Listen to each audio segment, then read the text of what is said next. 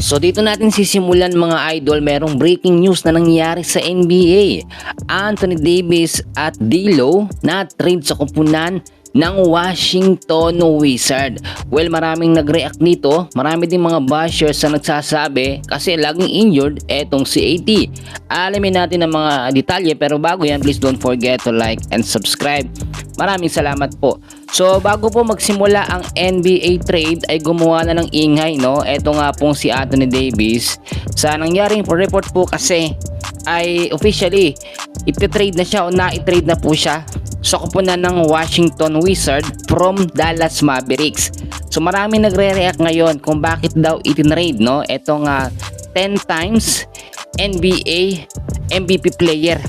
So ang sinasabi natin dito, no, hindi ba magaling itong si Anthony Davis at lagi na lang na-trade, no?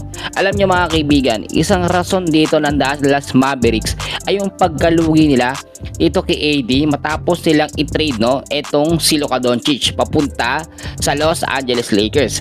Samantalang si Luka, no, gumagawa ng magandang record sa Los Angeles Lakers. Ito namang si Anthony Davis ay laging na-injury.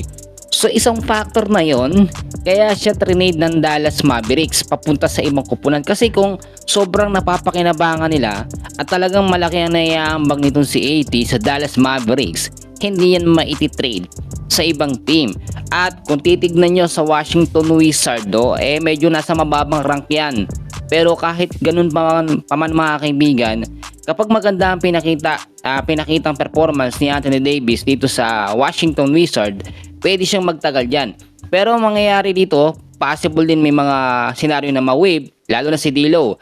Pwede rin na mangyari, ma-trade o i-trade din ng Washington Wizards etong si Anthony Davis papunta sa ibang team, no? Kasi per offer kasi yan, no?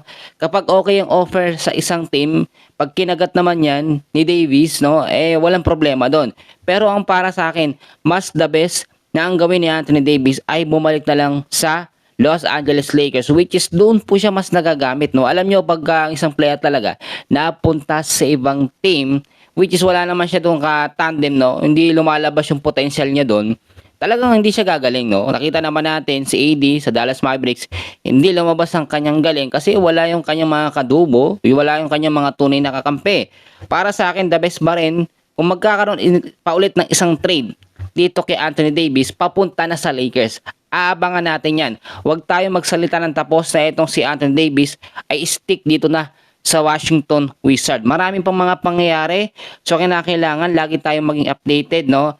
So dyan po muna kayo at mamaya meron pa tayong update sa Lakers, and please huwag niyong kakalimutan na mag-like and subscribe. Maraming salamat.